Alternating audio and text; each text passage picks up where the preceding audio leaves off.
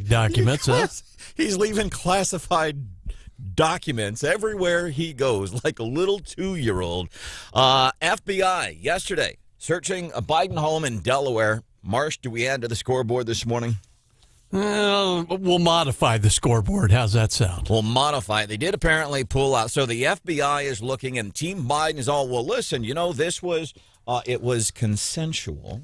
We knew this was coming. We encouraged it. They did pull out, apparently, out of the house. They pulled out, like, some little handwritten notes and things like that, but nothing spectacular. And I heard this from progressives yesterday. All those documents. Trump has been planning those. Probably has. In Biden's. I don't know how he would have done it. I mean, that garage was pretty secure. It was locked. I don't know how Trump would have gotten into that garage if it was locked to plant documents. I don't know how Trump would have gotten into the Penn Biden think tank. Don't know how that would have happened. Came down the chimney. And they're wanting to know, okay, so what's in the documents? You've lied so far about, well, we're transparent, and this, you hid documents. You hid the fact that classified documents had been found prior to a midterm election. You lied to the American people about that. Come on, man. What are you doing? But the other thing here is now what's in the documents? What is in it that now the FBI is looking? We know now the documents have been found in more than one place. So what is in the documents? This reporter asking White House council member, I actually think this is one of Joe's personal attorneys, but asking him who else has seen the documents. And then the other question, was there any reason to believe that anybody else in the Biden family would have also had access to these same documents? Yeah, I'm not going to speak to sort of the negotiations or discussions. So he didn't answer the question, and I think, Marsh, as a journalist, that's a pretty important question that you would be asking. It might be at the top of your list, or at least close to it. It might be my third number one priority on my list of priority questions. My number one question, that's in the top 3 for my number one question. Houseworth, wouldn't that be at the top of your list? Who else has seen those documents? Yeah, I think that's fair to say. Okay. But by the same token, his answer, they're not going to say too much in response. Sure. And that's key, and here's why. It's not just a random question. We know in the first batch there were documents related to Iran and Ukraine. Guess what else is potentially related to Ukraine? Hunter Biden. And again, if you get this, well, who cares about the fact that he was hanging out with hookers and doing cocaine and all that? That's not the point. The point is what is apparently on that laptop.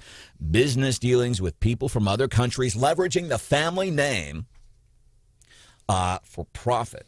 So, yeah, who else has seen those documents? How much does Hunter Biden know? I think those are completely fair, and not only fair and reasonable questions, they're necessary questions. When you've got the president's son, the president of the United States, who's had these documents all across, dropping them like little gifts, like a 2-year-old across the floor when the diaper's not tight, that's a necessary question. By the way, Hunter Biden's team is going to Fox. You need to apologize. And Fox is saying, apologize for what? Defamation. Okay, what's not true? Was he not hanging out with hookers? Was he not doing cocaine? Well, you just still need to apologize. Because sometimes, and that is the power sometimes of media, whether it's national or locally. And I would like to take credit here on 93.9 The Eagle and 104.5 News Radio 950 KWOS for, I don't know what to call this. Hannah, you got this letter. Columbia Public, the embattled Columbia Public Schools. And if you're newer to the show or you're quite, trying to figure out things that are going on, this is not the only issue, by the way, for the Columbia Public School District. They've had their heads stuck in the sand and up their rear ends for a long time now. They don't deal well with parents, poor test scores. Indoctrination that does happen in the schools. It's not a talking point. I have assignments on my cell phone that parents have sent me. Yes, CRT is happening in those schools. I've seen the assignments. These little kids write, well, I would have felt bad because the Indians and my skin color. I have seen the assignments. It is happening in the Columbia Public School District. The latest thing where they took kids to a performance that included a drag performance, not telling the parents. That happened 2 weeks ago, and now we have a letter of apology from the superintendent of the Columbia Public School District. And Hannah... Kinda. Yeah. And Hannah will fact check me on this. A lot of times I get accused, whether it's from listeners, what have you, well, you're too positive. You're too hopeful. You expect the best out of people. Yeah, you're right. I do. And I take no qualms with that. It's a better headspace to live in. I saw this letter, and I was very hopeful. And then I read it. My gosh. Hannah, what was your take on this when you got the letter? So I saw that there was a letter, and my first thought immediately was he resigned. Thank goodness. It's his resignation letter. And I start skimming it, and it's, a full-page letter. So I'm kind of skimming the beginning of each paragraph going, okay, where's the part where he resigns? And it's not there. It's not there. They didn't sell off the teas. Oh, it's a letter from the much maligned superintendent of the Columbia Public School Districts. And it's not just about the schools, but it's taxpayers. It's the community. By the way, our Attorney General, Mr. Bailey, was on Fox again last night talking about these disgusting things happening. It's all because of Yearwood and the mouthpiece for the Columbia Public School District and the school board and the teachers' unions.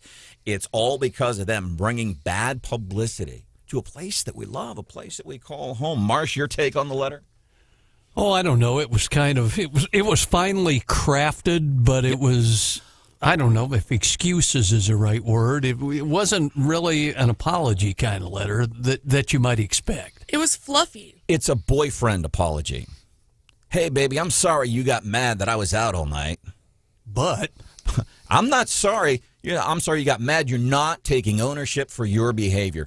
Hey, honey, that was wrong. I was out late doing things maybe I shouldn't have been doing, but I did not communicate. This is a boyfriend apology. It's apologizing, but not really apologizing. I want to start with the first line. Here's why I say that. Dear CPS families, over the last week, there has been much discussed regarding the City of Columbia's diversity celebration.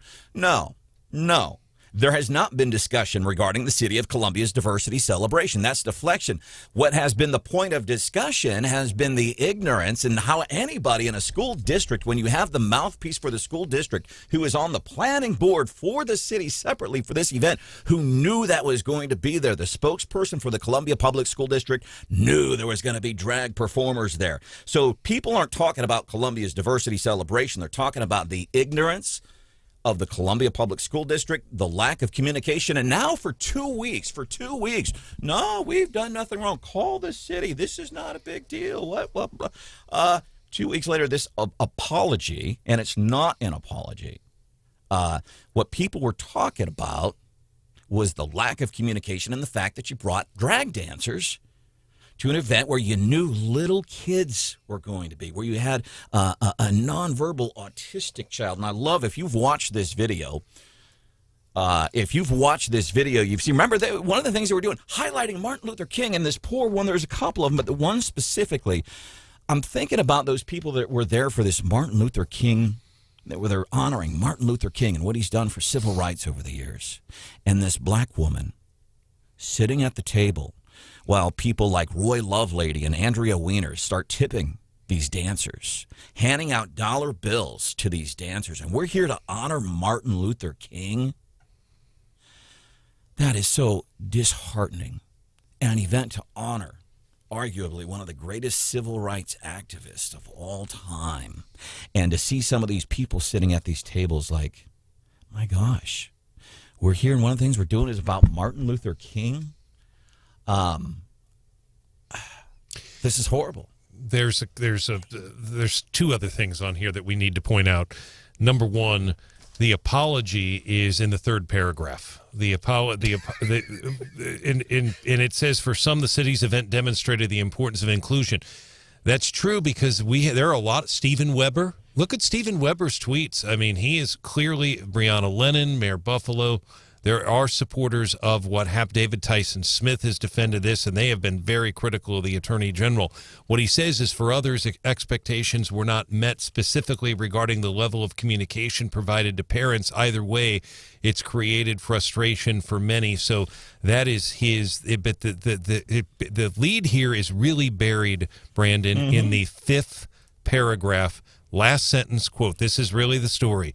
This will include a review of our permission slip process that incorporates feedback from parents. But what will they do? We don't know. But there is no question that at this point, Governor does not plan to meet with Dr. Yearwood. Well, and the other take is Yearwood is no, because he's got to resign. Well, we should be getting another letter shortly. Because this, at least as a taxpayer, this is not acceptable. It's not an apology. It's like the boyfriend apology. Marissa, welcome to the show. 874-9390. 874-9390. You can call or text. Marissa, what's your take on this apology letter? Hey, Branden. Good morning, everyone. As a CPS parent, I see this apology letter as too little too late. Yeah. The true feelings were last week from Michelle Baumstark and Dr. Yearwood, where Dr. Yearwood gaslighted us, telling us how we should feel about that event. Yep. And then Michelle Baumstark came out and basically told us, unless we were at that event, our voices don't matter, and we should sit down and shut up. And that is wrong.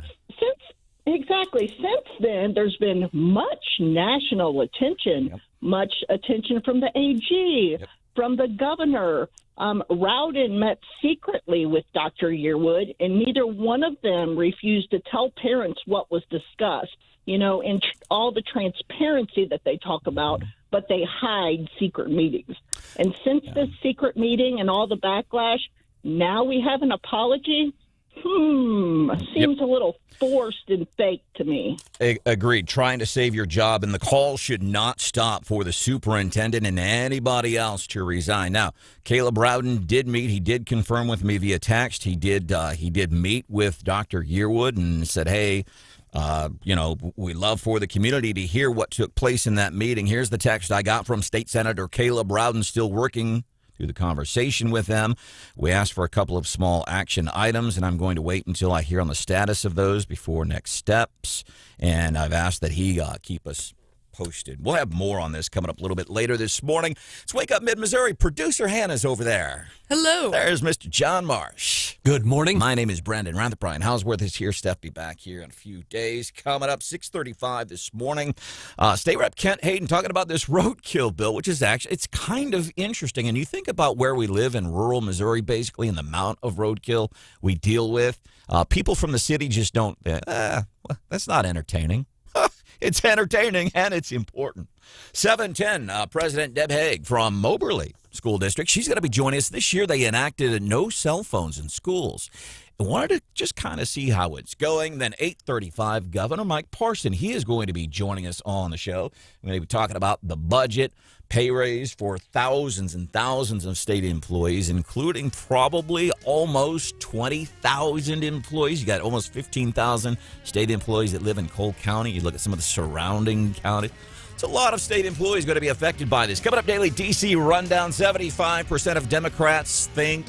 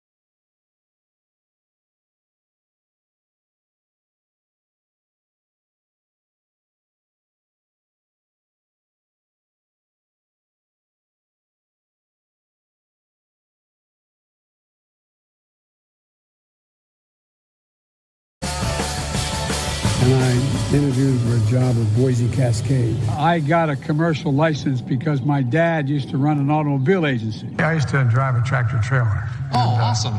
And so I know a little bit about driving big trucks. It means that I've worked in the East Side. I deliberately went and worked for 3 years to make sure I was the only guy. That's Joe. Can you believe that there are 77% of Democrats that approve of how Joe Biden is doing his job? That's getting us into today's daily DC Rundown here on Wake Up Mid-Missouri. And I'm serious. Like, if you're a Democrat listening right now, or you know somebody that still approves, because we know we have an influx of young voters over the past couple of years. Young people that have voted for Biden. We have a whole bunch of new listeners and regretful Biden voters that are going, my God, what did I do? But if you were one of those that still approves of the job that Joe Biden is doing, no arguments, no debate. I would love to get a phone call from you and just tell me. Just tell us. Because we're all sitting around the fireplace looking at our radios at night going, what the heck? We're scratching our heads. Who is approving of the job that the president of the United States is doing? And I would love to hear that from somebody that still approves of what he's doing. Here's some other interesting numbers. His approval rating down compared to last month. 64% of Americans, by the way, there's 330 million people here in America. The majority of those Americans, we're talking, maybe almost 175 million Americans this morning waking up, getting on with our day, not pleased about the track that our country, the United States of America, is on. Not pleased about it. Man, that's huge. All right, other things happening in the daily DC Rundown. Of course, Joe Biden, another search yesterday. The FBI searching President Joe Biden's vacation home in Delaware. They didn't turn up any classified documents. But agents did take some handwritten notes and other materials relating to Biden's time as vice president for review. It's kind of like when the cops say, hey, you're not under arrest, but we'd like to sit down and chat with you. We are looking for this person. The FBI is saying, we're just wanting this stuff for review. Those are some of the things happening in Washington, D.C., our nation's capital. What's happening in our state's capital? There's one piece of legislation determining what we do with roadkill. Kent Haden, Mexico, Missouri, state rep. He's here talking about that on Wake Up Mid-Missouri. He joins us like 5 minutes from now.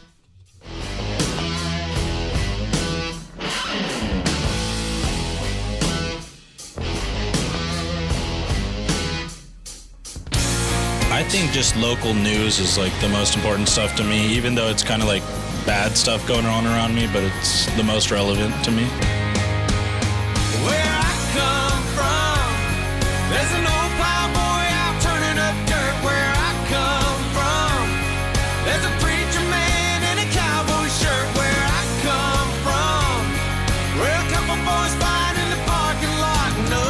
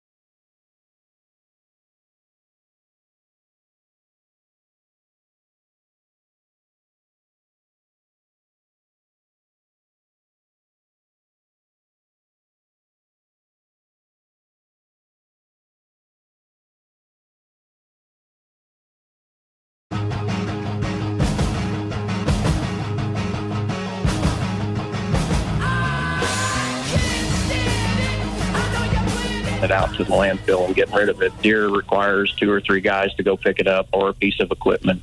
They're much larger animals. So, and they get hit. They'll run onto someone's property. Brian Boyce, Cole County Public Works Superintendent, joining us on this show yesterday, talking about how they do the roadkill, which is a big thing. As a matter of fact, there is legislation happening right now in Jefferson City as it relates to roadkill. This is something I am intimately familiar with. I live out on WW. Maybe wrong choice of words. Doesn't sound good. But where I live, we see a lot of roadkill in a rural area. By the way, the entire conversation yesterday with Brian Boyce, Cole County Public Works Superintendent, that was pretty cool, I got to say. I mean, I'm not trying to humble brag on our show, but good work, Marsh.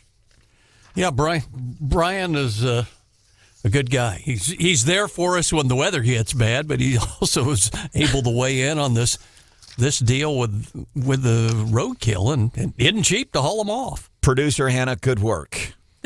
Thank you. Houseworth, good work. Thank you, sir. I think we've peaked. I'm not sure it gets better from here. Hey, when we chatted with Mr. Boyce, Cole County Public Works Superintendent, regarding roadkill, that was our peak. But what is interesting is, seriously, what do we do with it? If you missed any of that conversation, you can go to our websites, 939theeagle.com and KWOS.com. KWOS.com, 8 o'clock hour, I think it was yesterday. It was just it was a fascinating conversation regarding the actual removal of roadkill, but then we kind of make it serious for a minute. What does happen with roadkill? Whose responsibility? What do you do when it's August and you've got something laying off to the side of the road that's been there for a while? It's starting to foul up an entire zip code. Let's bring in State Representative Kent Haden. Kent Haden reps an area that includes Mexico, longtime veterinarian, worked for MFA for a lot of years. He is joining us on the show. Kent, welcome in. I'm glad that you could join us on Wake Up Mid-Missouri this morning. Bottom line, what's in your bill here? Basically, our bill says that short of it is that Highway Department would pick up the deer, MoDOT, and that the expense of that be paid by conservation, and they would bury the deer on conservation land 3 foot deep. It's interesting. Both of these are commissions, and both of these legislative, we have very little effect on their finances. And there's even a question, can we make them expend money on this? But the reality is, what happens when you got 2 commissions and neither one of them will do what's right? Then who is going to referee this food fight among 2 agencies? And again, neither one wanted to expend their money to pick up the deer. And the reason it's written the way it is that conservation by the Constitution is responsible for deer, and by the Supreme Court that they own the deer in essence. But they appear to think that once they hit my car, they're not my deer, they're deer anymore. So that's the food fight that's going on. And we shouldn't even have to do this if they basically do the right thing. And this bill appeared in 3 years ago. Tim Rimley up at Moberly had it, and we were promised, those of us on the conservation committee were promised that they would take care of it. And then this spring I said, so what happened with you taking care of the deer? And the answer I got, we didn't say we'd take care of it, we said we'd talk about it. Mm-hmm. So at that point I decided to file a bill, and Paula Brown, who was the minority leader on the Conservation Commission, Democrat from St. Louis urban area, said, well, I'm going to file the same bill. This is not a partisan issue. This is not urban rural. This is just what's right for Missouri issue. Let me ask you this, Mr. Haden. I'm thinking of somebody right now, and they're driving into work this morning. They're driving on their way to Hitachi, and they're thinking, why should I care about who and the way that roadkill is removed? Why should somebody care about this? Well,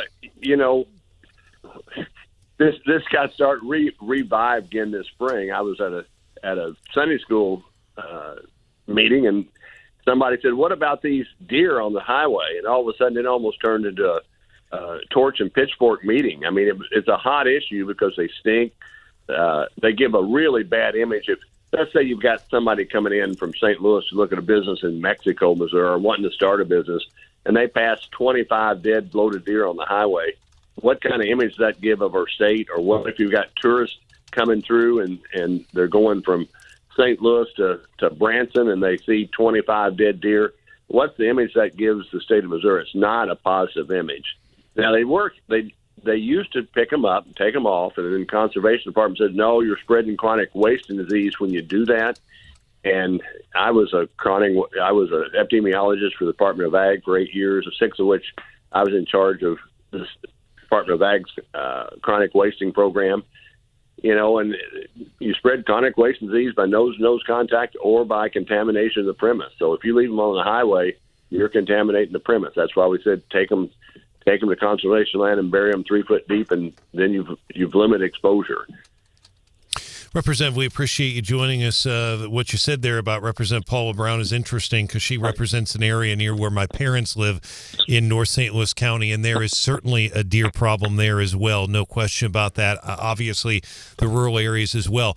Your bill's one sentence, basically, pretty easy to understand. I think you've explained it to Branden, but to your point, I want to go back to what you said 3 years ago. You said conservation told you they were going to take care of the problem. Who told you that? What did they say? And why would they now say they're going to talk about it? Well, that conversation was Aaron Jeffries, the Assistant Director of Conservation. And basically we were having the hearing. They said, okay, we're going to work this out and take care of it. Don't worry about it. You don't have to legislate. We will take it on. And then in a follow-up conversation with Aaron, I said, which is a friend of mine, I said, Aaron, what about these dead deer you said you'd take care of? He said, you misunderstood. So we didn't say we'd take care of them. We said we'd talk about it. And I went back to members of the committee, Don Mayhew, Paula Brown. I called the representative who filed the bill initially. I said, was your understanding they said they were going to talk about it? They said, no, they said they were going to take care of the issue. So again, I don't care how they do it. I just want them to take care of the issue and get the rotten and dead deer off the road. The rotten and dead deer, get them off the road. State rep. Usually it's counties, I guess, that handle that. And I've heard, and I'm not saying it's anybody locally, but sometimes instead of removing them, I've heard even if it's on the shoulder, they'll just like kick it off into the dirt. So that way, technically, they don't have to do that. Our guest, State Rep Kent Haden, reps the Mexico area, talking about this bill that would deal with the removal of roadkill. Kent, this takes me back to like the early 2000s when I think it was Dave Pierce out of Warrensburg introduced a bill basically trying to get the conservation department to ante up like $250 in damage anytime a deer jumped out in front of your car. And this sort of sounds like the same kind of a deal there, only assigning to who's going to have to take the deer off the road after the fact. Well, again, there's in my district, there's several issues on deer. One, we've got a lot more. I had a constituent said, I want you to come count deer with me. And that was about the 6th of August 2 years ago. And on a farm south of I-70 between Kingdom City and Williamsburg, we counted 160 deer in a square mile, with half of it in corn. Deer were coming out of the waterways just like Jurassic Park, almost made you fearful they were going to run over you. That's adjacent to I-70. It also happens to be about 5,000 acres of conservation-controlled land south of that, adjacent to it, south of it, and then there's another 5,000 acres of conservation on the north side of 70. And that I asked conservation what should be that. I didn't tell them what our count was. I said, what should our numbers be in that kind of area? They said from 25 to 40. So they're in charge of. They're their deer, they control the permitting, they control the license, they control the numbers. And I have another constituent that had 220 on their property. So that's right around the ball. So we have a deer population problem. We can't do anything about it except conservation says that we can. And so they actually gave more permits in those areas, but you had to buy the extra license to be able to kill them. Actually, they were helping conservation out. I asked conservation, why don't you destroy them on your property? They said, well, we can't do that. And I said, well, why do you expect the farmers to do it? Now, this brings up another issue. I have a lot of constituents that have deer strikes, and I had one in my car. I drive to the state every year, and it was about 3 weeks getting repaired. Well, if I hadn't had if I hadn't had an auxiliary, another vehicle, a farm truck, I would have probably lost a job because I couldn't get there. So it's a big issue, and we see lots of numbers put out by conservation, in particular the value of deer and the value of deer hunting. Everybody likes to see deer. People like to deer hunt, but none of those numbers ever add in wrecked vehicles, which was about roughly 3,000 deer hit, according to Highway Patrol. I think there was 5 fatalities related to deer. And there's tremendous crop damage. When you're talking about $16 bushel beans or 15 or whatever they are right now, and a deer eat 15 or 20 acres, and you replant it 3 times. And these are kind of issues separate of the actual roadkill bill. Our guest, Kent Haden, state rep from the Mexico area. Thank you for joining us on Wake Up Mid-Missouri this morning. And we'll be chatting again with the work that you've been trying to do for folks regarding these hospital closures and what these hospitals in Mexico and Fulton have done. I know you've worked very hard on that. Mr. Haden, thank you for your time on the show this morning. Appreciate it. Thank you very much. All right, we'll see you. This happened in Washington, D.C. yesterday. Some committee hearing. Congressman Jim Jordan. He's sitting right next to the congressman from New York, Jerry Nadler. I now recognize the ranking member, the gentleman from New York, Mr. Nadler, once he completes his phone call for his opening statement. So Nadler, he's sitting up there with Jim Jordan, and it would be like, hey, John, take part in the show, but finish your phone call first. Just something you wouldn't do. There you go. That's what's happening in Washington, D.C. Coming up. About 5 minutes from now. Be prepared to be entertained and laugh your socks off with the great comedy duo of Travis and Jason. That's coming up just a few minutes.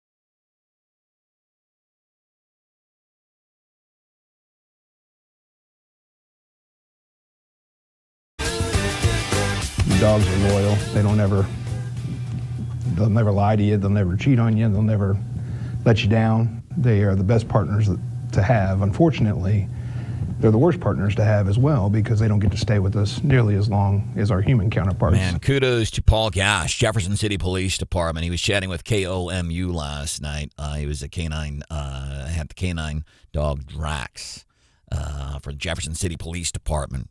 Apparently, Drax had a short illness and died. And you watch this, and you watch the interview, and it's like, man, here's a police officer. Guy's breaking down in tears at the loss of his, not just his pet dog. That's your partner. Man. Yeah, right?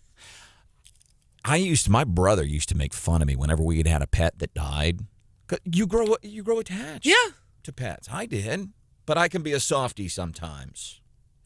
But I would, and my brother, he finally drew the line. It wasn't a parrot, it was a parakeet that died. And I'm sitting out back by the railroad tracks that bordered our house on Beale Air Force Base in Northern California, crying, and my brother comes up and says, "You idiot, what are you crying for?" And I said, "Our little parakeet died." And he kicked some rocks on me. "You're a moron." Man, that's your pet. And a police officer. So kudos to the officer, Paul. There's quite the financial layout on those, too. I mean, a canine, have them all trained, and they come from European stock and all. They're a lot of money. Malinois Shepherds, Belgian Shepherds. My sister is a police chief right down I-70. She's had a lot of these over the years, and it is remarkable the time, the energy, and the amount of money that goes into training these canine units to do just some remarkable things. Good morning. Welcome to the show. Wake Up Mid-Missouri. John Marsh, producer Hannah. I am Branden Rathert. Stephanie's going to be back in a few days. Coming up, 7:10. Deborah Haag. Deborah Haag. She is principal at Moberly High School. This year they enacted a cell phone policy. It says no cell phones. And just kind of wanted to check to see how it's going. There was a story nationally. Florida Governor Ron DeSantis and the next president of the United States of America in 2024 said, hey, maybe we should ban cell phones from inside the classrooms. And, of course, progressives freaked out. And especially you can look at some local school districts, and we have been fortunate that cell phones have been allowed in the classrooms because we've gotten pictures, we've gotten proof of some of the allegations that happen inside specific schools. And kids have cell phones, and they take pictures of like Black Lives Matter signs in the hallways after we've been told by officials that they've come down. That's happened here locally. But because a kid had a cell phone in a school, we got that proof. I don't know how I am on it, but the principal of Moberly High School, she's going to be here coming up at 7:10 on Wake Up Mid-Missouri. Jason and Travis Kelce. Making history. First time brothers going to oppose each other in the Super Bowl, and they do a little show together. Jason and Travis. Of course, Mayor Jabroni. Can we get over this? Let's not keep harping on the mayor. We're talking about it. Let's talk about it. Why did that one get you so fired up? Gonna get a paternity test to see if Burrow is really Mahomes' father. Shut the up. That was a little far. Frickin' weenie. He's a mayor. He's just trying to get his city fired up. You're right. He's a mayor. That's why you should know your role and shut your mouth. Do you even know what a mayor's role is? No. Do you name me 3 responsibilities of a mayor? To get votes. He wasn't even mad. He was like, well, yep, he got me. Like, Did he really? He was like, that's fair. Best of luck to you. It's pretty fair. Well, now I respect him. He took it well. He can have fun. All right. You're not a weenie anymore. I take it all back. I thought it was pretty good. Yeah, so if you weren't aware, the Kelce brothers have a podcast. Yeah, and there might be a caution to families. They don't leave out the expletives. They don't. I was fortunate enough that F word was bleeped already. And somebody who didn't, we should have done a better bleep job on that, actually. Whose fault is that, huh? Who put that to, that's on me? My bad. I take better send out a letter of apology, Brandon. Well, I'm going to wait 2 weeks. Make it 3, just for good measure. 3. A bunch of locals call for a talk show radio host to resign after he had a lot of expletives on the show. And I'll say, well, it's Hannah's fault. It's John's fault. You're an idiot because you think it's Patrick wrong. Mahomes' fault. It's Patrick Mahomes' fault. And then 3 weeks later, I'm going to write a boyfriend kind of apology letter. I'm sorry You that probably you're- have one drafted, right? I'll get ChatGPT to do it for me. Uh-oh, guess what's coming up next? Good morning. Welcome into Wake Up Mid-Missouri.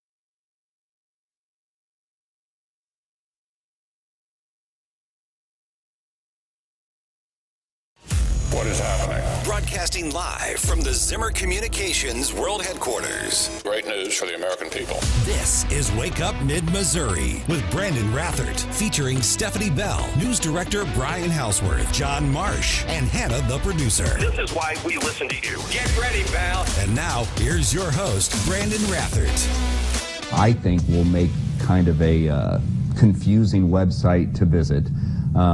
And it's going to take away from time with teachers working with students in the classroom, because they're going to have to spend time putting together curriculum that already exists, that they already have, for a website that isn't needed. That's Todd Fuller, Missouri State Teachers Association. They are against the Parental Bill of Rights currently being debated in our capital city of Jefferson City. And Missouri State Teachers Association, I don't know technically that it's really a union. But I think that they have that aura about them, and I don't know what your take is, John, but it's not like the NEA and Noel Gilza. Those are some sick individuals, in my opinion, these teachers' unions, even here locally, even here in Missouri. But Missouri State Teachers Association, I don't know if you'd call them a union or not, but here's why I'm thinking that this teachers or the Parental Bill of Rights is a good idea, because the teachers' unions are against it. I think that's the only reason I need in the entire world. Teachers' unions are against the Parental Bill of Rights. And is what he's saying there, and we hear this all the time, well, enforce the laws we have. Let's do what we're already doing. So he's saying that there's already transparency on one example of the Parental Bill of Rights, which has to do with, hey, post your curriculum online. Teachers don't want to do that. Teachers' unions are against that. Doesn't that concern you a little bit? If they're against it, it's probably a good idea. That's what I think.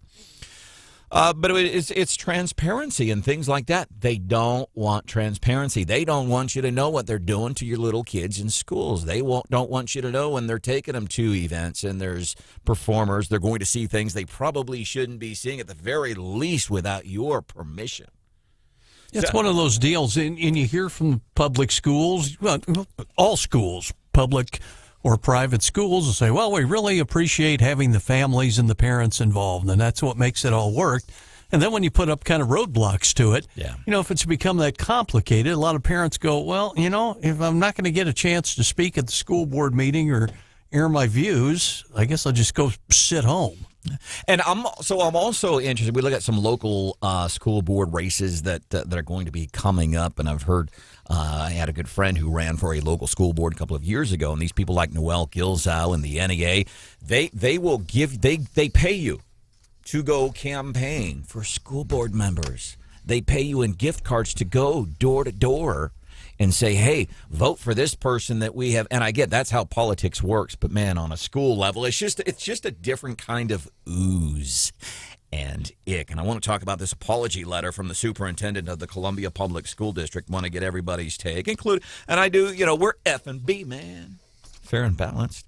I do have some comments from somebody that's positive of Dr. Yearwood's letter apologizing for, I don't know what he's apologizing for, frankly, as I read it, but we'll get into that. I do want to mention real quick, I thought this was interesting funeral yesterday for Tyree Nichols. And this whole I think a lot of progressives are confused because you had a black man beaten to death by a group of 5 black cops, and they don't know how to react. But I love and when I say love, I'm being facetious.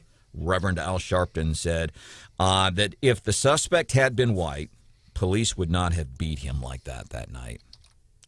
Bad cops are bad cops.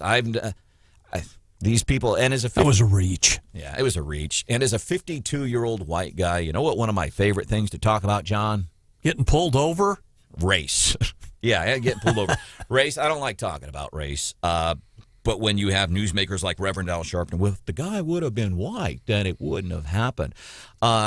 Listen, cops beat these people senseless probably because they're dick cops, not because somebody is black or Mexican or white. They're not going. I wouldn't want those 5 guys pulling me over, black, white, or otherwise. And I've heard this twice now, and I don't know. It doesn't matter. In my opinion, the poor young man is dead, and we saw the video. He was savagely, viciously beaten to within an inch of his life. That inch came a couple of days later in a hospital room. But and I've heard it twice now, that apparently this guy was, Tyree Nichols was sleeping with one of the officers' ex-girlfriends or their wives or something like that. I don't know if I buy that. For two reasons. Number one, I'm just not that interested. Number two, there's no proof. But another reason is he must have been doing all the wives of those cops because they all beat him pretty handily. So maybe he was sleeping with all 5 of the girlfriends. I don't know. Welcome into Wake Up Mid-Missouri. Mr. Brian Houseworthy's here. Good morning, sir. By the way, somebody's responsible, but it's not me. That's my Alec Baldwin defense. Somebody's responsible, but it ain't me. Somebody said that Deborah Haag, principal at Moberly High School, was going to be joining us at 7:10. Uh-huh. She's actually going to be here at 7:35. Oh. Really? Thought there was a problem and somebody had confiscated her cell phone or something. Well, she is going to be talking because on a national, I saw this, the next president of the United States, Ron DeSantis in Florida, said, maybe we should keep cell phones out of classrooms. I'm a mixed bag on that. We've learned a lot of things that's happening even here in local schools because kids had cell phones in the schools. It's almost like a policing thing, really. But then, hey, what about learning and stuff like that? But I don't know. So it's a local school district, Moberly, and this school year, when the kids went to school back in September, new policy. The reaction then compared to reaction now, and maybe if you know of what other school districts are doing, please let us know. 874-9390. She's here at 7:35. Somebody's responsible for the mix-up. It's not me. There's producer Hannah. Good morning. Mr. Marsh is here. Yes, sir. My name is Branden Rathert. Hannah, your initial take, got a letter from the Columbia Public School District. A letter from Dr. Brian Yearwood, who, by the way, the calls continue. They are continuing for him to resign, not just because of this thing where he took little kids to a school district event or to a city event that had drag performers, but his communication, lack thereof, and just everything he has done since day one that he's set foot here in mid-Missouri. So when the email came through to our work email, it says it's from Michelle Baumstark, and the subject line in the preview says letter to families. So I click on it, and I'm fully expecting a resignation letter at this point, right? And I'm skimming the letter, and I don't see any part where he says he's resigning. And he should. So then you dig in a little more, and you're like, this is the worst apology letter I've ever seen. Yeah. And it starts off, I call it kind of the boyfriend apology. I'm apologizing just to try to smooth things over without taking responsibility. In my opinion, he is apologizing because he knows the efforts are growing for him to leave the district, not because of this, not because just of the poor test scores, poor communications, but he's tearing up the community. The community wasn't like this, okay, before Dr. Brian Yearwood got here, all right? There were not people, by the way, our Attorney General, Mr. Bailey, on Fox again last night, talking, in effect, drag shows, things like that. We don't get this negative national coverage for our community. It's not just the Columbia Public School District. Man, it's where you and I live. It's mid-Missouri. I choose to live here. I take pride in where I live. And this guy's just tossing it in the crapper, man. He's bad for the community. He's got to resign. That's one of the things. This is just to say, okay, I'll apologize, so that way I don't resign. And his apology is very poor. Over the last week, there has been much discussed regarding the City of Columbia's diversity celebration. No. People, unfortunately, were not. The exact opposite is true, Dr. Yearwood. People were not talking about the City of Columbia's diversity celebration. What were they talking about, John? They're talking about the drag show. They were talking about parents and their little kids not knowing they were going to this. Nobody was talking. Unfortunately, they should have been talking about the Columbia Diversity Celebration. They weren't because of what you did, Dr. Yearwood. I recognize there continues to be strong feelings related to the performance. Again, he is wrong. The strong feelings aren't necessarily just tied into that performance. The strong feelings over the past 2 weeks, which is how long it's been for him to write a letter of apology, and he's only doing it because he has to. The strong feelings aren't about the performance. Again, that's gaslighting. You're bad if you think little kids shouldn't see drag shows. You're a homophobic person if you don't think kids should be seeing. No, there has been no strong feelings about the performance. That's why these people just don't get it. The strong feelings have been related to little kids being at a drag show. And you had the spokesperson for the Columbia Public School District. This is fact. on the city. She was on the board for the city that planned this event. You had a high-ranking school official knew this was happening, and they think it's okay. These people are just so wrong, and they don't get it, or they're gaslighting. Strong feelings related to the performance. No, the strong feelings are related to the lack of communication. He does acquiesce and say, and the communication related to the performance, specifically regarding the level of communication provided to parents, our community frustration. I apologize. 2 weeks after the fact, and only to save his rear end. As a district, we continually strive to meet the expectations of our parents and community. Again, I call BS because one of the lies only 2 parents have complained. Yeah, because you don't talk to them. That's why they quit coming to you to complain. And one of the parents who did complain, Dr. Yearwood, we have the email. He refused to meet with her. My goodness, these people are just, wow. While there may be further disagreement, dialogue, and discourse about how to best move forward, I want to encourage a return to civil and respectful conversation. Civil things like not taking little kids to a drag show. Respectful things, I would assume he's saying, I'm probably wrong, respectful things like, hey, you're dealing with little kids. Let the parents know what's going on. Respectful to the community, which he has shown none of. No respect for our community. That's why they're talking about us here, mid-Missouri. They're talking about us on Fox News. We're getting national press. Newsweek picked up this story. It's respectful not to do that stuff. So it's just complete and utter crap. So guess what I did, Hannah? I got onto my favorite. I want to know? I got onto my favorite new toy, John. ChatGPT. Oh, no. And guess what I had it do? Anyone want to take a guess as to what I had? Write a resignation letter for the superintendent. You're correct, John. I got onto ChatGPT. You want to hear that letter? We need to.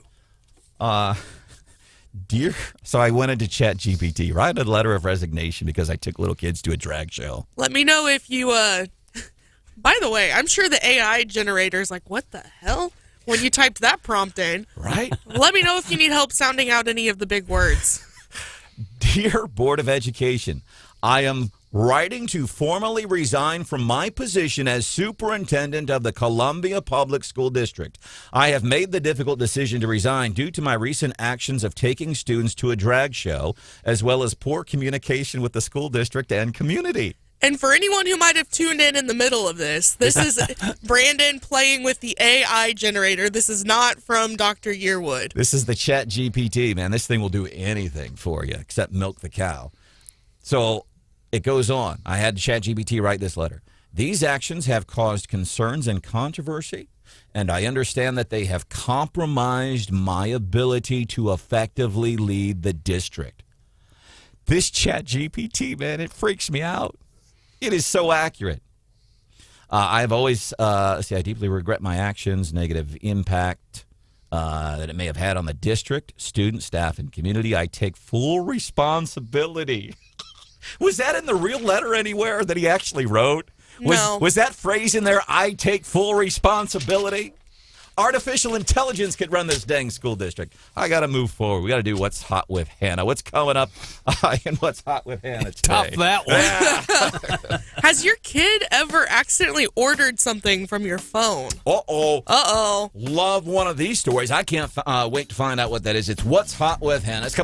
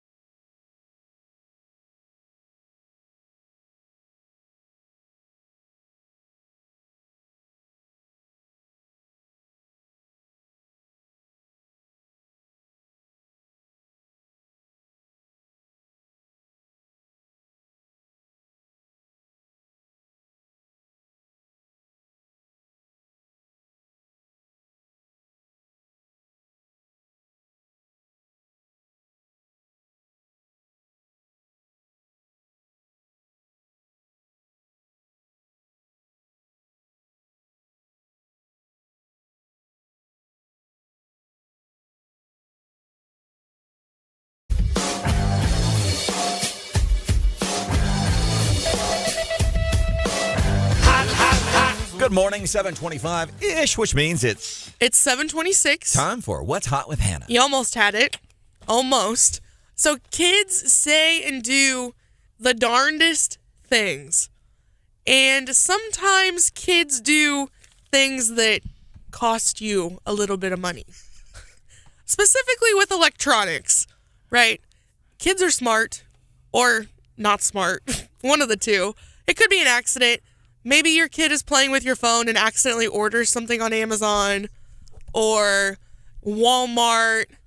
But I bet your kid hasn't ever done this. There was a Michigan father who allowed his son to play a game on his phone for 30 minutes. The kid took the phone down to the basement, played his game. Dad went to go get the phone back and put his kid to bed. And a few minutes later, there was a knock on the door. Uh-oh. And it was a delivery of 5 orders of 20 pieces of jumbo shrimp. So his dad was like, that's weird. Smart kid, to your question, whether he's dumb or smart. A smart kid. Yeah. A few minutes later, another knock on the door. It's a bunch of orders of chili fries. A few minutes later, another knock. Got some chicken sandwiches this time. This kid had placed over $1,000 worth of Grubhub orders to be delivered to the house. And because the dad had the credit card information and their address saved to his account on the app, it all just automatically went through, no questions asked. That's crazy. So the dad goes to wake up 6-year-old Mason, and he's upset, obviously. Hey, Mason, need a word with you, son. He's like, why did you do this? And all Mason really had to say for himself was, when does the pepperoni pizza get here? There you go. So I guess my question for the Wake Up family is, has your kid ever accidentally ordered something on your phone when you weren't looking? And what was it? I want to know. 874-9390. Hopefully it's not, $1,000 worth of something. But and he had a tapeworm. What I've done to Brian Hansen, who produces the Gary Nolan show, sometimes he leaves his Amazon account logged in the studio computer, and I'll add weird stuff to his cart to see how long it takes him to notice. Like feminine products? Yeah, I did that once. I've never actually ordered anything, though, but I've been really tempted just to mess with him. Get him 10 orders of fried shrimp and some chicken sandwiches. Brian Hansen, he is the star of the Gary Nolan Show, weekdays, 9 o'clock here on the radio station. Actually, Tobler, he's here at 4 o'clock this afternoon. Man, what a great local lineup. Hey, the national shows, Sean Hannity and stuff like that, that's really cool, too. But when you're talking about people like Randy Tobler taking you home with things that are affecting us in mid-Missouri, love the Tobler Show. As a matter of fact, you can get on to Inside Columbia Magazine's website. Vote for him, maybe one of your favorite radio personalities this year. Well, I heard Brian Hansen was making a bid for the write-in candidate for Best Producer in the in the Best of Columbia contest. Cell phones. How is it going? Moberly High School this year, new policy, no cell phones in the schools. Deb Haag, Moberly High School principal.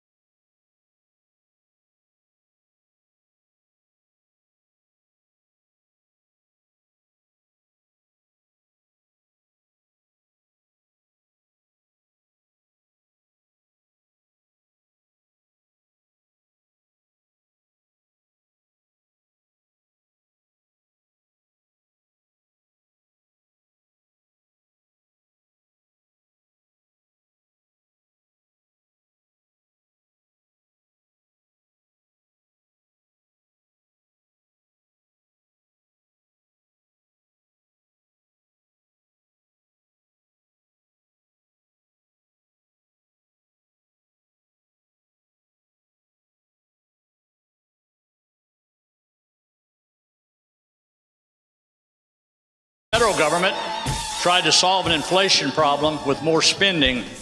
We got to work creating jobs and securing business investments. Governor Mike Parson, a couple of weeks ago, state of the state, by the way, Fed still debt ceiling. We don't know. And so while all of this is going on, this happened. House floor yesterday, Washington, D.C. Jim Jordan, representative, there is a hearing sitting next to him to his left. The state representative, the U.S. representative from New York, Jerry Nadler. I now recognize the ranking member, the gentleman from New York, Mr. Nadler, once he completes his phone call for his opening statement. Man. And then, John, you see the video. They're in the middle of this hearing, this important hearing. So important, I can't remember exactly what the hearing was about. But it was, neither could the congressman, apparently. I knew it was important. And Jerry Nagler's on the phone probably ordering $1,000 worth of jumbo shrimp and chicken wings like the little boy did with his father. Gosh. His father's phone. How many, incidentally, what's hot with Hannah? We do it every morning, 7:25. Little kid gets a hold of mom and dad's cell phone and starts ordering food. 6 years old. How many, because especially when we say it's accidental, I wonder how many buttons, that doesn't sound like it was accidental, even though he was 6. You had to go through a lot of steps to pick your stuff out. Yeah, I mean, he ordered from several restaurants, and when confronted about it, he asked when his pizza was going to be there. So I would say at least the pizza order was intentional. I don't know about everything else, but I'd say the pizza for sure. And I went to the DoorDash website, and they had the pictures there, and he probably just started tapping on them. Ooh, that looks good. Ooh, that looks good. Welcome into the show. This is Wake Up Mid-Missouri. By the way, Governor Parson is going to be joining us this morning, 8:35. He's going to be here about an hour from now. We're going to drill down on some of the things as it relates to the budget, and specifically that employee raise for state employees in the thousands. I'm trying to, and I don't know offhand, but at least in Cole County, almost 15,000 state employees would have a little bit more money in their pocket. Now, as Governor Parson alluded to there, because of what Joe has done since the tragic events of January the 20th of 2021, that huge raise really means nothing. It puts you back at square one, but still, you think about the thousands of employees between Montauk and Osage and Randolph counties and Audrain, all these counties, number of people getting more money, I think is kind of a big deal. Let's Wake Up Mid-Missouri. I'm Branden Rathert. There's John Marsh, producer. Hannah Bryan Houseworth is here. Steph is going to be back in a few days. Right now, I want to bring into the show, she is the principal for Moberly High School. Her name is Deborah Haag, and wanted to bring her on.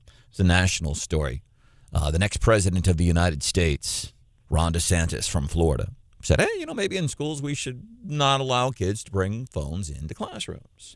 One local school district that has actually done that and now has some experience is the Moberly School District, and the principal, Mrs. Haag, is joining us on the show now. Welcome in. Thank you for being here. Let me ask you first, why the need to implement this policy? Well, I'm glad to be here, and really it's listening to teachers and their experiences in the classroom and their great need to have cognitive engagement so that students can learn, but the total distraction of cellular devices. Have there been any, were there like specific incidents? Like, did you have kids getting on the cell phones and ordering from Grubhub to have food? Not quite there yet, but we've had children answer phones in the middle of class. Really Snapchat is their life. TikTok is the other part of their life, and it's constant. And so, that dopamine rush that you get with likes and follows and that constant, your brain wanting is pretty much distracting in comparison to wanting to learn about, say, the Revolutionary War. So, yeah, but did you see what Tracy posted on the Snapchat, man? So, yeah, right. So you said the teachers wanted this, but as you guys had talked about this, Moberly School District had talked about this last year. What were parents and students saying? Well, there's kind of a mixed group. It's a polarizing subject, right? And so we had parents who were really for it and those who were really against it. And I think it's important to know both sides of those stories, especially that the parents who are against it. And really, it's a fear about not being connected with your child, or, I mean, nationally, our school shootings are very scary for parents. And so I understand that completely. That was something we talked about as we were making that decision. Are we doing the right thing? What are the pros and cons? And so that side of not wanting it as a parent, I can understand. But when you look at the global picture, what we're allowing students to do with cell phones, and their poor brains aren't developed yet, which is good. We want to develop them in the right way, but that doesn't happen. Really, now we're finding brain research tell, females a little bit earlier, early 20s, but males anywhere from mid to late 20s. And so when we look at screen time, like on the pro side, I had a parent who emailed me as soon as we decided and said, I just want to thank you. I looked at my child's screen time on their phone, and they spent 5 hours with their phone during school. And so that could have been listening to music, but it's also being on their social media. And so she's like, I really appreciate it because it's hard to monitor. Moberly High School Principal Deborah Haag is joining us this morning on Wake Up Mid-Missouri. This is one school district locally that went to no cell phones in the classrooms. And initially, a mixed bag. A lot of parents, students against it. A lot of teachers for it. Want to see how it's going now. She's our guest this morning on Wake Up Mid-Missouri. Did you have to get ahead of the technology a little bit? I mean, everybody's got a cell phone, but gosh, not just adults, but kids. Smartwatches too, so they end up leaving their cell phone in the locker. They can still access it, maybe. Well, right, that's part of our policy. You can't have a smartwatch. You can't even have your earbuds because they can connect, Bluetooth to your device. And the kids are smarter than us when it comes to technology, and they are very good. As a matter of fact, if I ever have a question, they're my experts, and I go to them. So we try to troubleshoot anytime we have a new policy here, and that was one of them. That's how we troubleshooted, getting rid of those as well. I would think one of the reasons I'm okay with cell phones inside of a classroom, because you have some school districts, and I know it's not Moberly, but you have some school districts that allow some pretty shocking things in their schools, and if not for kids coming home, Mom, Dad, look at what this teacher did at school today. It's like, wow. So now we're in February, so we're 6 months into the school year. How is it going? Well, I would say it's a success. We've seen our bullying rates go down tremendously. Cell phones, it's much easier to be a keyboard warrior than have a discussion, so that has been amazing. While kids still want their cell phones, many of them can verbalize that it's better not to have the distraction, task avoidance. And, if you're in the middle of writing a paragraph, but you're thinking, oh, did somebody snap me back? It's really hard to concentrate. And so it really has been very successful. Teachers are pleased. They don't have to fight with the cell phone. Our kids really have done a nice job with it. I've been very proud of our kids. They're amazing. So when I was in high school, we had a situation where we were put on lockdown because a student had attempted to bring a weapon into the school. And because we all had our cell phones and we were stuck in lockdown, a lot of us, had been in communication with our parents. And that took place before the school was able to notify parents initially. So there were lots of upset parents because they were finding out from their kids that the school was on lockdown and not the school. So have you guys had to put in any plans in place to increase that level of communication with parents in case something bad does happen? Right. So that's always the tricky question, right? That's the balancing act. And so we do want to tell parents as quickly as we can. What happens is if we were to have, God forbid, a crisis at that level, right, and we are very cognizant and try to stay very aware and go into protocols for safety as soon as we can if we know anything. What happens if every child calls 911? Well, 911. We actually talk to first responders and those working in those places, and we can't have 600, 700 children calling 911. It blocks the system. So we took that into consideration. It also comes if we were to have a crisis and every parent were trying to get in the school, then we can't deal with the crisis as well. And we call our trained professionals. So unfortunately, which I think saddens me the most, is that it feels as an educator that sometimes the public doesn't trust what we're doing. You think? You think that happens, Mrs. Again, nothing on the Moberly School District, but you're right. Hey, would you? It's a global epidemic, right. that is. So I would really hope that parents would just. Sure. It's about a whole group and trust that we talk about protocols 24/7 and the best way to keep our kiddos safe. It is our number one priority, along with educating them. Mrs. Haag, can you hang out with us for a few minutes? Because I want to go back to your point about bullying has gone down, and I want to ask you about Chat GPT. Oh, yes. All right. Let's do it. You can hang out? I sure can. All right. We will put you on hold. We will continue. Because I also want to find out what's been the biggest lesson, or if like another school district came to you and said, hey, we want to do away with cell phones in the classroom based on your experience.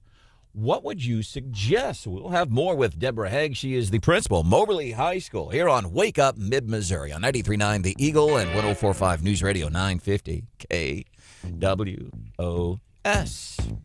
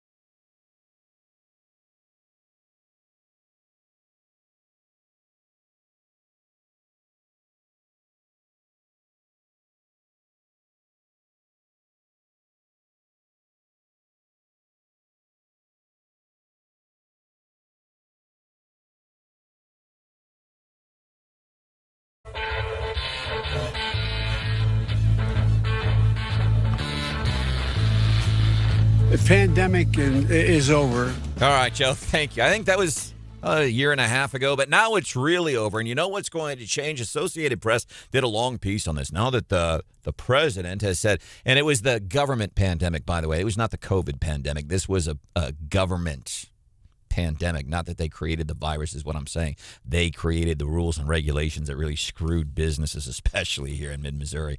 AP did this like 7-page story on, okay, Biden says the pandemic is over. What does it mean? Not much. Welcome into the show, Wake Up Mid-Missouri. I am Branden Rathert. John Marsh, producer Hannah, is here. We are hanging out with Moberly High School principal Deborah Haag. Mostly we just wanted to find out, hey, so at the start of the 2022-2023 school year, you implemented a policy, no cell phones. The reaction from teachers at first was great. Students and parents, mixed bag. And quickly now you think parents and students seem to be okay with it. One of the things I wanted to ask you about, Mrs. Haag, and we've only got about 5 minutes here, so I want to make this short, was if a school district came to you and said, hey, listen, we want to do what you guys did, what would be your number one piece of advice based on your experience? Like maybe you made a misstep along the way or something you could have done that would have made it easier? Well, I would tell them to do it. Support your teachers, support your kids, because that's what you're really doing.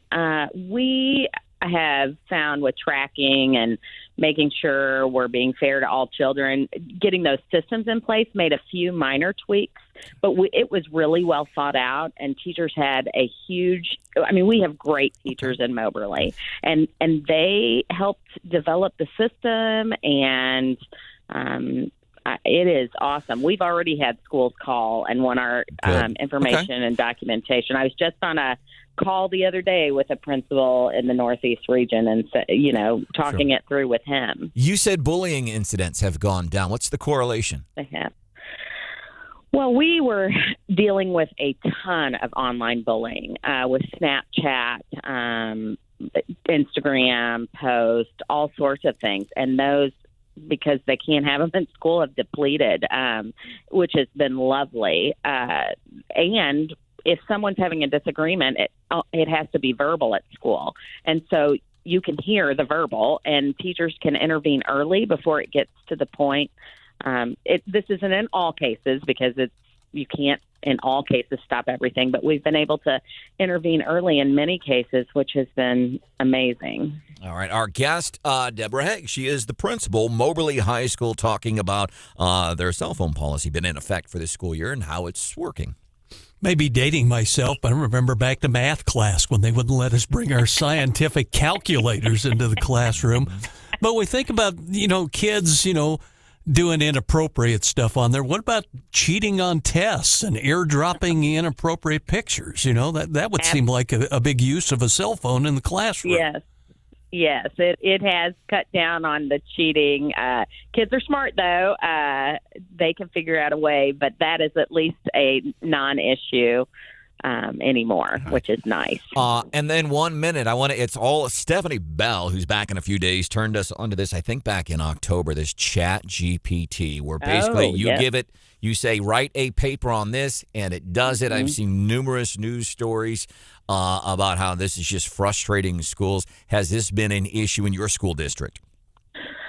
So that's interesting you ask. We are just starting to figure out what we are going to do. As a matter of fact, as we look at our handbook, we are going to add some AI restrictions in there. So we will try, as we did with cell phones, to try to use the technology for kids and teach them how to use it appropriately. And we'll go from there. And if it works, great. And if it doesn't, we'll figure out a plan for that as well. We're continuously trying to improve. Deborah Haag, here's what I found it useful for. We had it write a breakup letter to a girl.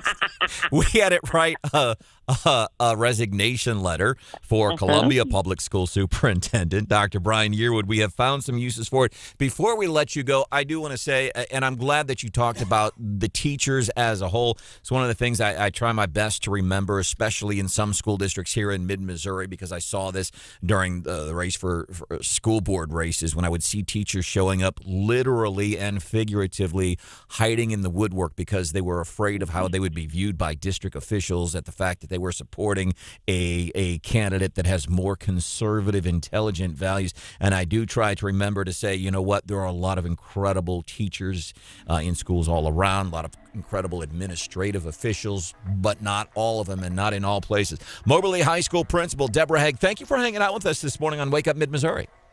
All right. Thank you so much. All right. We will see you soon. Coming up a little bit after 8 o'clock, Tobler's takes on some of the things happening in the news this afternoon. He's hosting the Tobler Show today at 4 o'clock. 8:35, your governor, Mike Parson, joins us. We're going to drill down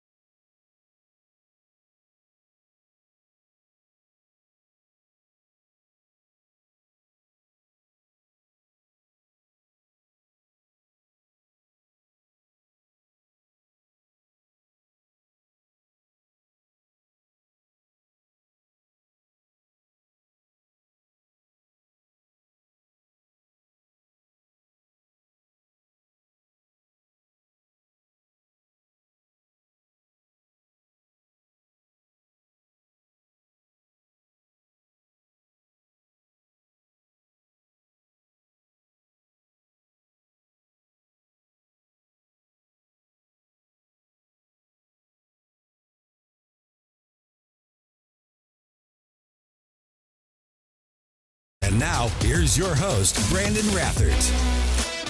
When the coffers are full from a booming economy, growing business, and job creation, we don't spend for the sake of spending like we see in Washington, D.C. We spend what is necessary for our growth, for the future, and put money back into Missourians' pocket where it was earned and where it belongs.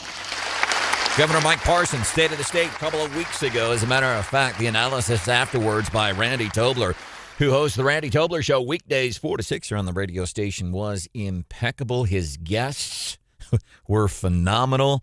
It was a really good show. One of the reasons you should be listening to the Tobler Show, by the way, Governor Mike Parson is here at 8:35, and we might drill down a little bit on some of the things that are in the budget, for example. And I think a reasonable question, okay, we've got all this money now, and we're doing all right, but long term, do we feel confident about that? I think it's a reasonable question. Governor Parson joins us on Wake Up Mid-Missouri. Coming up, 8:35. I'm Branden Rathert, producer Hannah, John Marsh. Brian Houseworthy is here. Stephanie Bell is back in a few days. Looky there, our good friend. Randy Tobler is doing dishes with a dry rag over his shoulder, pouring a glass of wine, and joining us here. What are you pouring? He's making breakfast. We can hear you pouring wine, dude. It's 8:09 in the morning. No, it's a cup of coffee, man. It's a cup of coffee. I don't start drinking before 11. What do you mean? Sorry, clock somewhere. Did we wake you up? Pouring. No, I'm good. I think that's the dishwasher going on. My wife turned on the dishwasher here. We're prepping for today's show because you never know what you're going to get. It's like a box of chocolates. That's the nature of talk radio, isn't it? You never know what you are going to get. Randy Tobler, host of the Randy Tobler Show, is joining us here this morning on Wake Up Mid-Missouri.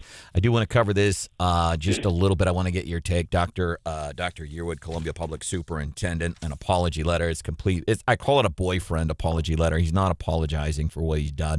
Even 2 weeks after the fact, I apologize basically that you're feelings were hurt. It is full of inaccuracies, saying there's much discussed regarding the city of Columbia's diversity celebration.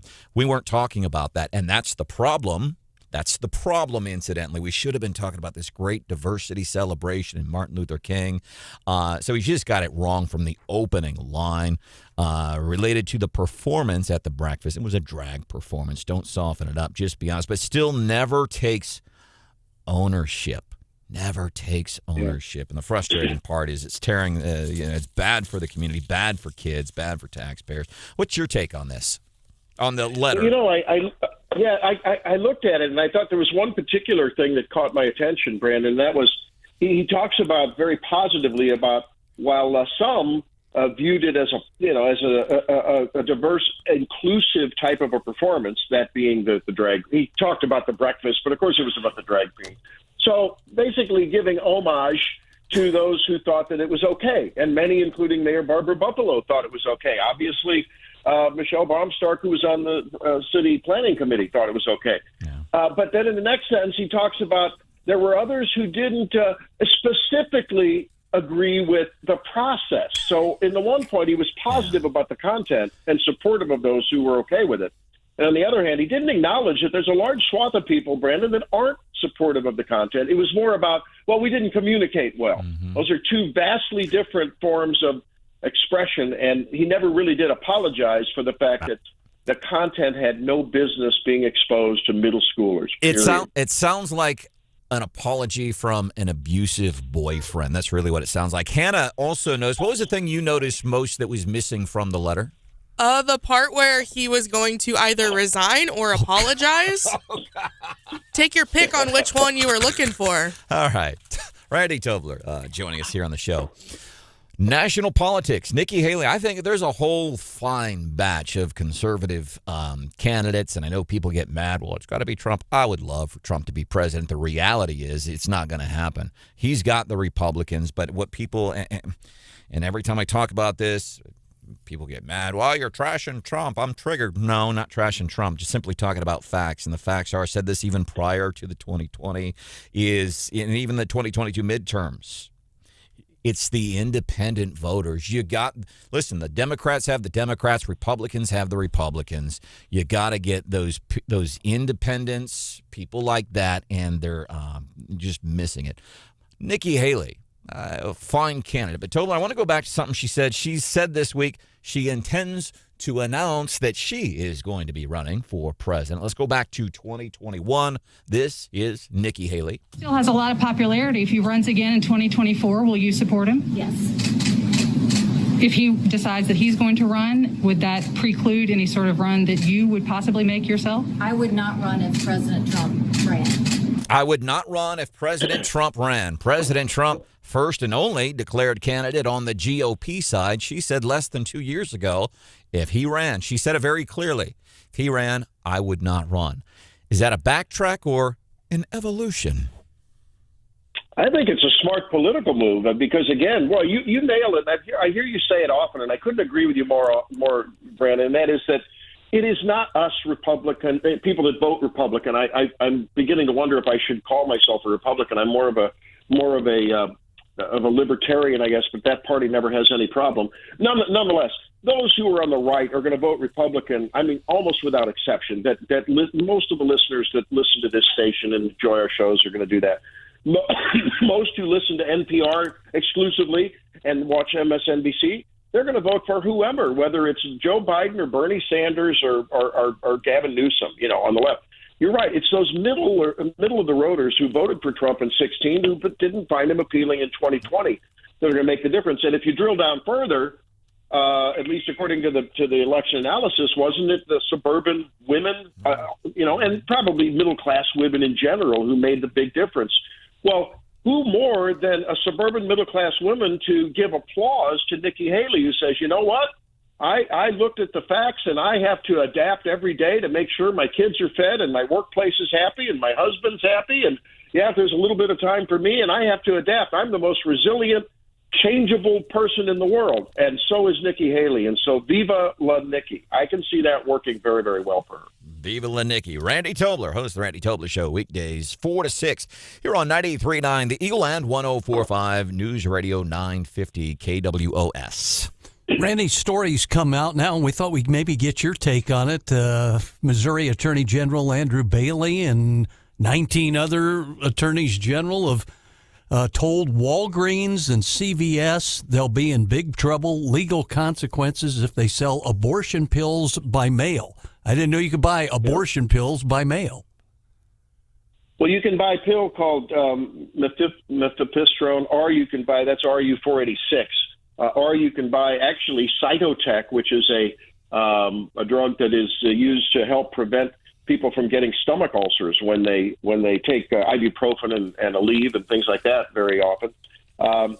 That can be used as well as an abortifacient, but that's that's a prescription as well. And those were previously and currently these attorney generals maintain they are precluded by states by government statute, federal statute. But the FDA has overruled them under, here it comes again, the public health emergency, the pandemic emergency. And now the FDA says, well, it worked during the public health emergency, so why don't we allow these to be sold going forward? And that conflicts then, of course, with that's a 10th Amendment issue, right? And it conflicts with states like Missouri and many others, those who the AGs preside over, that, there's a problem with state law because in this state, you're not supposed to induce an abortion, whether it's in the doctor writing a prescription for a home abortion per those pills, and there's a recipe for that. They would be in violation of law. That's what the AGs maintain. Frankly, I think whether you do an abortion mechanically or whether you do it by a pill, it's still an abortion by any name. And, of course, we'll have to see where it goes. But it's another example of the fourth branch of government, that entrenched unelected bureaucracy having way, way too much control over how we live our lives and from a federal level, how they can dictate and claim to supersede state law. I don't know where it's going to work out, but I'm glad to see that the AGs, including Mr. Bailey, are challenging it. Here we are, three white dudes. My favorite thing to talk about, facetiously, he said, is race.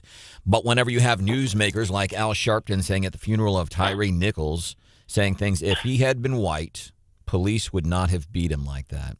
That's racism, and I believe completely inaccurate. I think a lot of the progressives have been confused on this, Randy, because, another black man beat, probably because he was black. By the way, the guy did, and I know this because people say, he did run from the cops. I know. But then what the 5 cops continued to do, that was wrong. I get it. I know he ran. And, yeah, my mom and dad told me hands on the wheel, yes, sir, no, ma'am. And that's always worked for me. But I think progressives are confused because you have the cops that did this, allegedly, on video, they're all black. And then you have people like Al Sharpton still trying to make this, well, if he's digging way deep down in the what if barrel. What if the guy had been white? That would not have been happened. What's your whole take on this as far as the racial aspect has been concerned, or the media's coverage of it? Well, I think any time that the media or the poverty pimps and the racial pimps on the left, and that includes the likes of Al Sharpton and formerly Jesse Jackson, they make an industry of it. So anything that they can use to leverage their racial industry and further that that source of their income, they're going to do, Brandon. And so in the medical world, medical schools are now indoctrinating people into the thought that just because outcomes are worse in some minority communities and certain illnesses, that's a systemic white supremacy racist problem. Has nothing to do with it. It has to do with social problems and personal choices and genetics. Those things all conspire to affect our health. And similarly, they're trying to make the argument that, because the policing system was traditionally all white and white cops always beat up on black kids, then it becomes ingrained in the system, and somehow it osmoses over to the, it somehow diffuses like a virus to the black cops. Really? I mean, any common sense, rational person doesn't buy it. And whether we're white, Asian, Jewish, black, everyone who has a neuron firing knows that this is just a rhetorical tool to extend their false narrative. The other thing I've heard is apparently, and I don't know if it's true, and ultimately it doesn't matter. The cops beat this dude to death, but somebody said, well, he was maybe sleeping with one of the cops' ex-wives or something like that. Well, he must have been sleeping with all 5 of those cops' girlfriends because they all beat the dude pretty well. I know it's early, but I got 30 seconds for you. What's coming up on the Tobler Show today at 4? David Stokes he's the municipal policy director at Show Me. We're going to talk about now whether Columbia I guess it's going to come to a ballot vote, 3% sales tax for marijuana. And an interview with David Stockman, Reagan's Office of Management and Budget Director. So that'll be fun. That's coming up today. Randy Tobler Show, 4 o'clock on 93.9, the Eagle and 104.5 News Radio 950 KWOS. We appreciate you, Randy. Can't wait till we see you next time.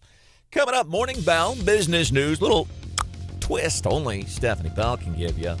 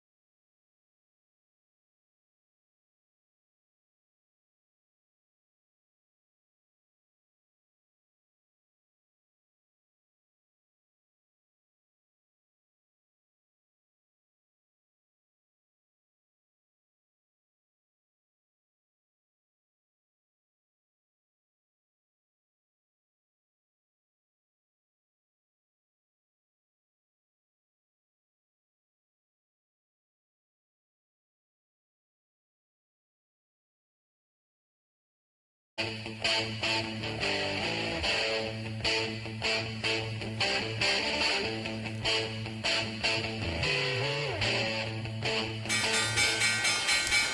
it is 8:25. Time for the Morning Bell. Business Wow. news, right? Little twist. Of course, when she's not here.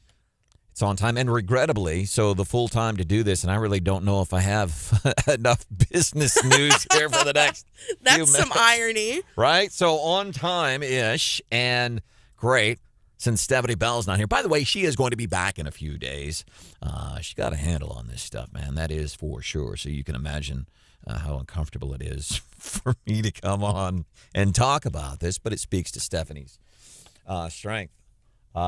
Dow Jones futures, NASDAQ futures, S&P 500 futures opening up. A little bit of positive news, by the way, yesterday, of course. So as we learned, Fed's raising interest rates yet again. That was no surprise, and they're probably not going to be done yet. But more importantly, Netflix. No. Yeah, Netflix. I'm So- scared. I think I know where this is going, and I'm scared. How many of us in the room, John, Brian, interns, anybody else in the building right now, how many people share Netflix passwords? Is it something you can still do? I don't have the Netflix, but I guess it's a thing that Yeah. you can share passwords. I don't tell anyone. I'm mooching off my parents' Netflix account. Really? I did that with a coworker on HBO. Can I get that password too, incidentally? And how does that work? Like if you're traveling and you go to a hotel, it's not just that device, is it? You've paid for a subscription to Netflix.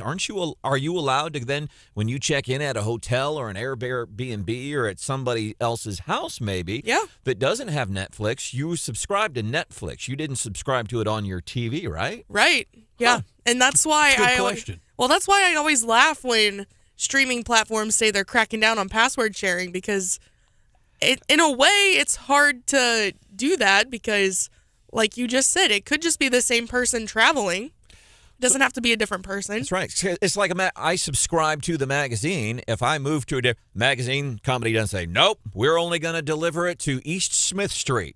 No, you're delivering it to me. Same thing with a Netflix subscription. Right.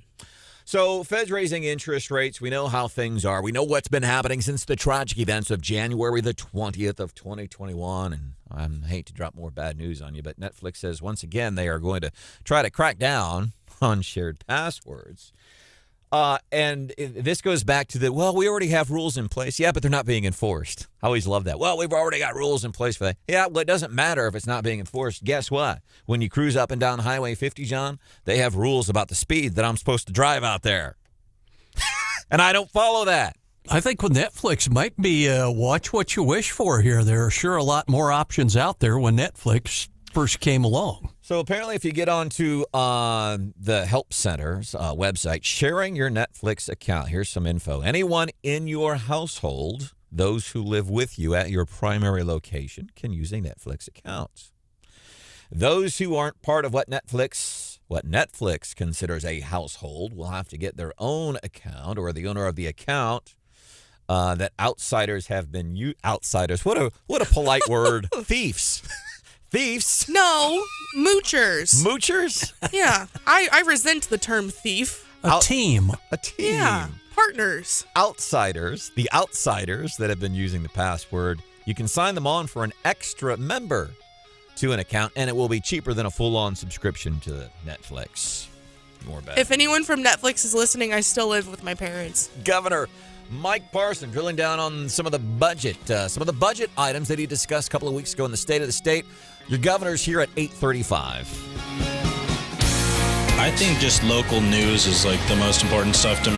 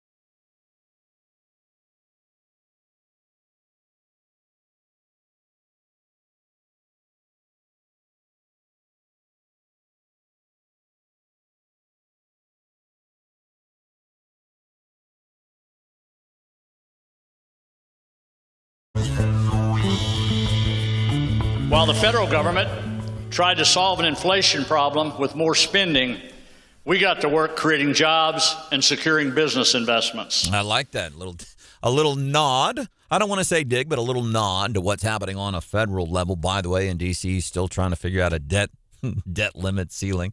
That's a mess. That's Governor Mike Parson, State of the State. A couple of weeks ago, Governor Parson joins us right now on Wake Up Mid-Missouri, 93.9 The Eagle, 104.5 News Radio 950 KWOS. We kind of want to drill down on some of the budgetary items that you did mention a couple weeks ago, Governor, but I want to start with the annual prayer breakfast. And again, a lot of gratitude that you and your staff would think to ask me personally to do it again this year. Incredibly honored. But after the breakfast... Here we go. Go ahead. The incident. I've told this story numerous times. After the governor's prayer breakfast, me and one of the speakers, Pastor Scott Watson from a church in Waynesville, they're trying to shuffle people around for pictures. Me and the pastor backing up on this stage so that people can get their pictures start to fall off. I grab the pastor by the back and immediately think, this is probably not a good idea. So I let go.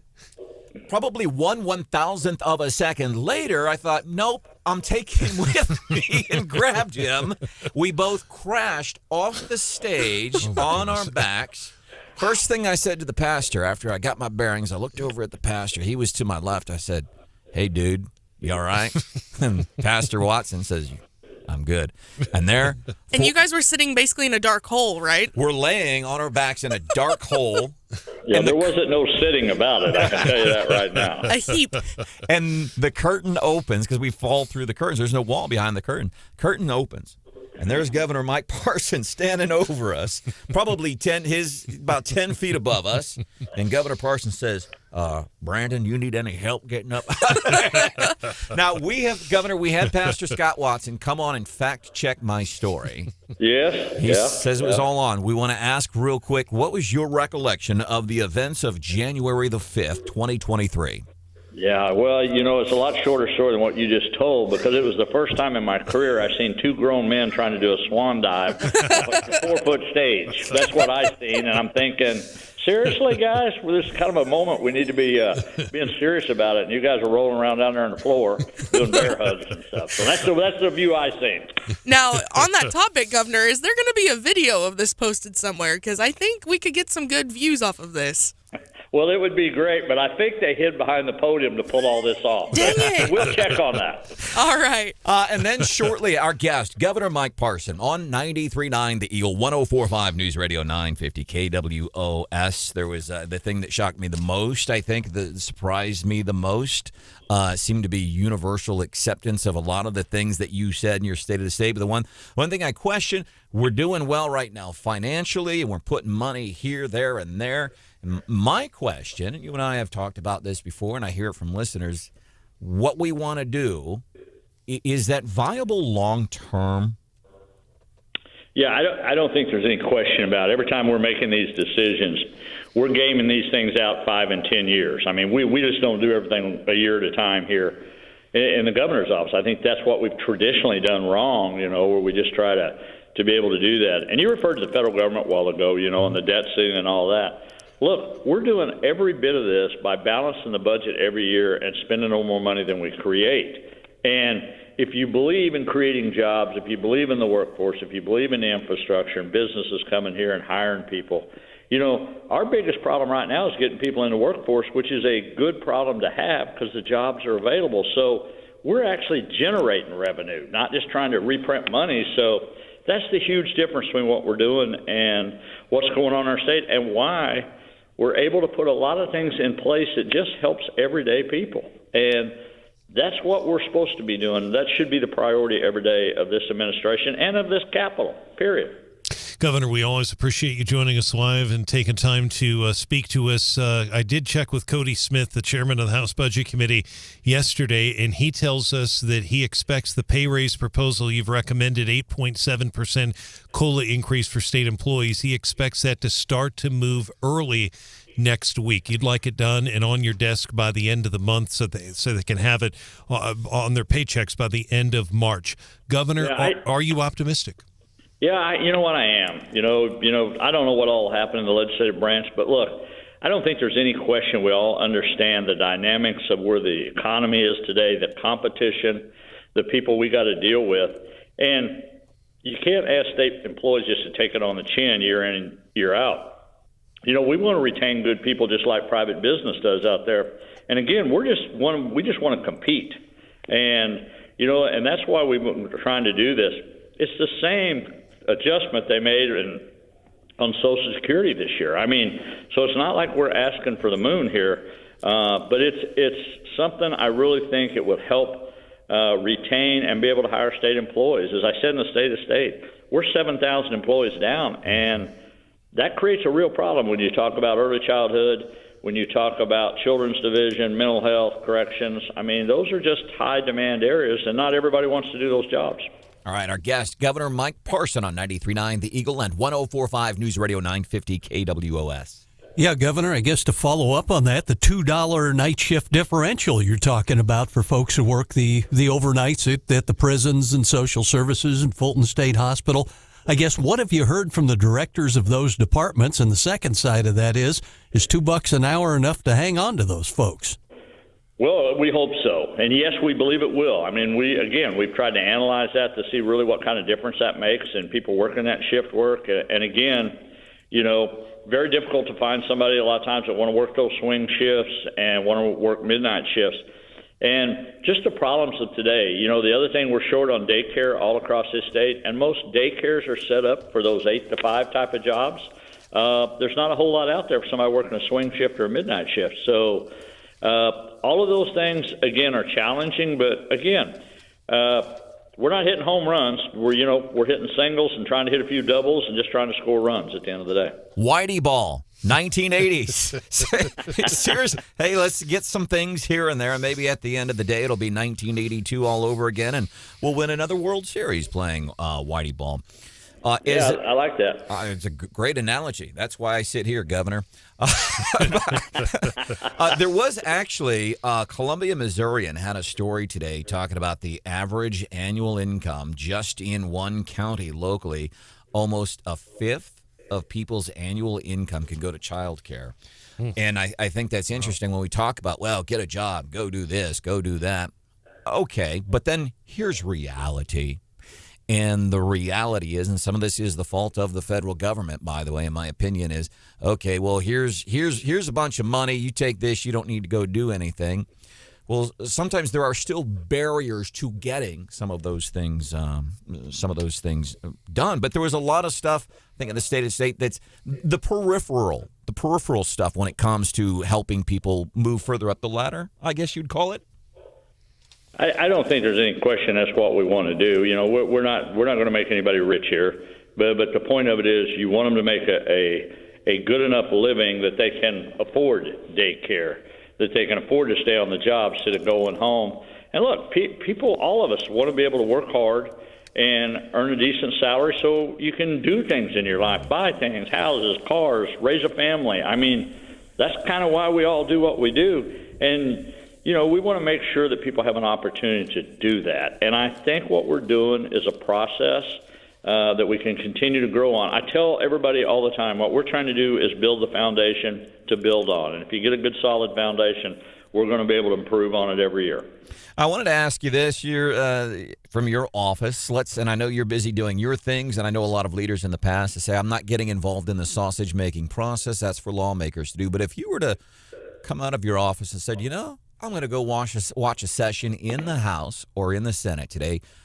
As a Missourian, what do you think would be one of the hearings or debates that you would just want to sit in on out of curiosity? Not as the governor, but as a resident of Missouri, something that is going to impact you. You know, I would always be seeing what are they doing for the future of our state. Not that would be, I think, what I was always looking at any conversations or any debate out there. Take away all the self-centered stuff out of there, all the special interests that's in there. What are you really trying to promote out there that really helps, you know, kids, grandkids? Okay. Again, what are you really trying to do to make life better? And also, what are you doing to get out of the way so people can live their lives? Those are probably the debates that I always like to listen to say, okay, and not only to say it, what's your plan to accomplish it? How are you going to finish the mission if you say those things? And that's the big challenge in here every day. How do you complete the mission? Actionable items. Governor Parson joining us on Wake Up Mid-Missouri. Governor, talk to us. Maybe we could get your take on it. As somebody who was a career law enforcement officer, heck, went into being MP fresh out of high school. The take on the police beating and the death of the young man in Memphis. Yeah, look, what happened down there shouldn't have happened. Police officers didn't do what they're supposed to do. But, and they're going to be held accountable for it. That's exactly why the law is there. They're not exempt because we wore uniforms and had badges and guns, nor should we ever be exempt. As a matter of fact, I would tell you the vast majority of them are held to a higher standard than most people. When I was sheriff and when I was in the military, we always had to be held at a higher standard than probably most people. So, look, you got to weed out bad operators. That's all there is to it. But you can't judge all law enforcement officers on incidents that become national news because day in and day out, they get it right every day, and the calls never stop. They exist every day of the year, and the 99.9% of the time, they get it right. All right, before we let you go, we're appreciative of your time, you and Teresa, and I'm gonna just guess you were probably hanging out with some family members, maybe the grandkids on Sunday. It was kind of late in the evening. The Chiefs, that kick by Harrison Butker puts them in the Super Bowl. How did y'all react, Governor? Well, first of all, let me tell you, it was a great game to watch. I'm excited. At the beginning of the year, we talked about how cool would it be to be the 57th governor going to the 57th Super Bowl. And as the season went on, it got to looking, well, I don't know if that's going to happen. Then all of a sudden, it becomes there. And the other night, I was sitting at Arrowhead Stadium, freezing it was mighty cold. And they kicked that field goal right at the last. And that become a reality for me. So it's just a big year for me and a big season. And, I'm excited about it. We're excited about it. I'm planning on going to Arizona and maybe talk a little smack to the Pennsylvania governor, but we'll wait till see how that all goes. I was going to ask to Josh Shapiro, he's the Democrat governor of Pennsylvania. Has he reached out to you regarding some kind of wager on the Eagles and Chiefs? You know what? He has, and we're in the process of that. I think we'll be able to say that. Maybe I'll say it now, I think.